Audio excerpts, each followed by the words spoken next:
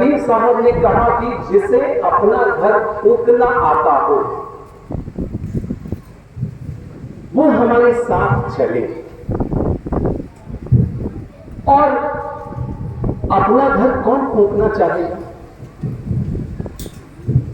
कौन ऐसा भ्रमित व्यक्ति है या कौन ऐसा मूर्ख है जो अपना घर फूंकना चाहे? इस संसार में तो सत्य केवल एक है और हम उस सत्य को नहीं पकड़ते।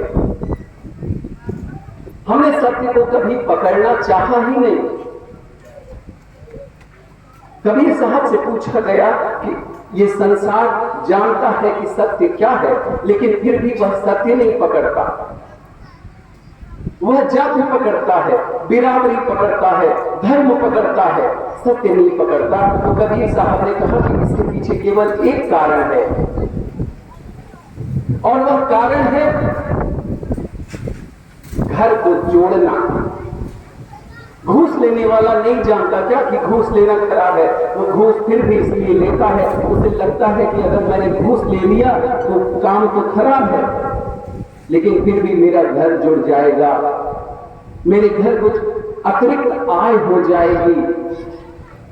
इससे कोई फर्क नहीं पड़ता कि क्या होने वाला है मेरे साथ भविष्य में। और घर जोड़ने वाले इस भावना ने घर बनाकर रखने के लिए, अतिरिक्त आय संचित करने के लिए आदमी ने गलत गलत काम करने शुरू कर दिए। तो इसलिए कबीर साहब ने कहा छोड़ दो। धर्म का मतलब समझौते करना नहीं है। आज संसार की हालत इसलिए खराब है, हमारे घरों की हालत इसलिए खराब है क्योंकि हमने सत्य के साथ समझौता किया। सत्य के साथ समझौता करने की आदत को तिलांजलि दे दो। और अगर तुम्हें लगता है कि घर जरूरी है, पैसा जरूरी है, जाति जरूरी है, बिरादरी जरूरी है, तुम्हारा अपना धर्म, तुम्हारा अपना संप्रदाय जरूरी है, तो कबीर साहब कहते हैं मैं नहीं मानता।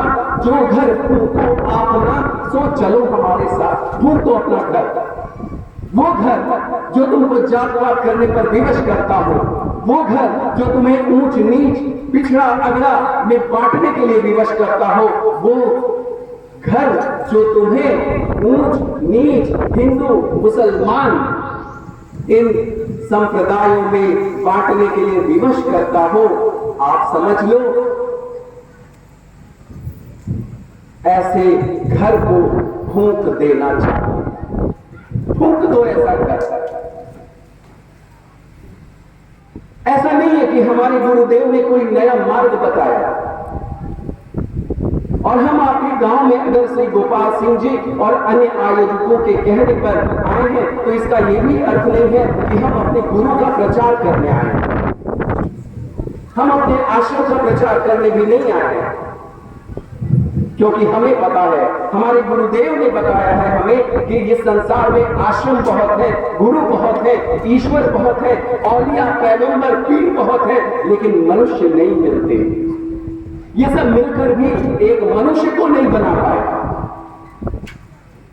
सालों पहले एक चकबंदी अधिकारी हमारे गुरुदेव के पास गया और उसने कहा कि गुरुदेव आप इतना अच्छा काम कर रहे हो, लोगों को मानव बना रहे हो, मैं चाहता हूं कि इस चकबंदी में जो जमीनें किसी के नाम नहीं है वो जमीनें मैं आपके आश्रम के नाम कर दूं।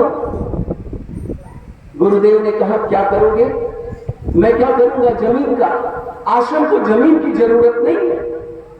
चकबंदी अधिकारी ने कहा अरे महाराज 10 बीघा जमीन आ जाएगी, कुछ खेती होगी, आपके आश्रम को कुछ अन्न मिलने लगेगा, लोगों की सेवा होगी। गुरुदेव ने कहा नहीं, अगर तुम्हें आश्रम की सेवा करनी है, अगर तुम्हें मेरे शिष्य के नाम पर कुछ सेवा करनी है तो कोई गरीब दवा के बिना मर रहा हो जाकर उसकी दवा खरीद देना। किसी गरीब की बेटी बिना पैसे के घर बैठी हो, शादी नहीं हो रही हो, उसे कुछ पैसे दे देना, उसकी शादी करवा देना, यही इस आश्रम की सेवा है, यही मेरी सेवा है। हमारे गुरुदेव ने शिष्य नहीं बनाना चाहा, हमारे गुरुदेव ने आश्रम की संपत्ति नहीं बढ़ानी चाहिए, क्योंकि इस संसार को अगर किसी एक संपत्ति की जरूरत है तो वो है मनुष्यता। असंख्य धर्म है संसार में, असंख्य धर्म शास्त्र है संसार में, असंख्य गुरु है संसार में, असंख्य पैगंबर है संसार में। जरूरत इनकी नहीं है, जरूरत है तो हमारे जीवन में सिर्फ और सिर्फ मनुष्यता की जरूरत है। जापान में एक बहुत बड़े पैगंबर हुए, संत हुए, उन्हें भगवान बुद्ध से प्रेम था। उन्होंने कहा कि भगवान बुद्ध की वाणी जो भारत से होकर जापान तक आई है, चलो भगवान बुद्ध की इस वाणी का जापानी में अनुवाद करवाते हैं। संत थे, अकेले रहते थे कुटिया में, पैसा नहीं था, किताबें छपवाने के लिए पैसे चाहिए। उन्होंने लोगों से कहा कि भगवान बुद्ध की वाणी का जापानी में अनुवाद करवाना है, क्या आप लोग तैयार हैं? लोगों ने कहा बिल्कुल। आज से 100 साल पहले गरीब उनके पास 10,000 रुपए जमा हुए। जब वह किताब छपवाने जा रहे थे, उसी समय जापान में अकाल पड़ गया।